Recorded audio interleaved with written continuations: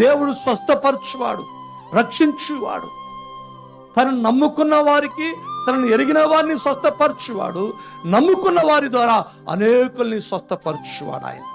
మీ అందరూ తెలుసు, పాల్ యాంచో గారు క్షయవ్యాధితో మరణ పడకలో ఉన్నాడు. హాస్పిటల్లో డాక్టర్లు చచ్చిపోతారని చెబుతున్నాడు.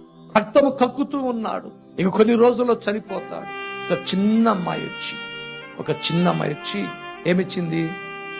నూతన నిబంధన ఇచ్చింది. ఇవి చదవమని చెప్తే ఆయన ఏం చేశాడు?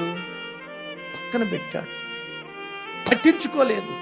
ఏదో సందర్భంలో మొత్తం మీద మనసు మారో, దృష్టి మళ్ళో ఆ బుక్ చదువుతుంటే, ఆ బుక్ చదివి అనగా బైబిల్ గ్రంథం చదివి ఆయన స్వస్థ నొందాడు. తర్వాత ఆ పాప తిరిగి ఆయనకి కనపడలేదు. చిన్నదే న్యూ టెస్టిమెంట్ ఇచ్చింది. ఈరోజు ప్రపంచంలో అతి పెద్దదైన దేవుని సంఘము ఎవరిదైనా ఉందంటే పాల్ యాంచో గారిది ఉంది. Praise the lord.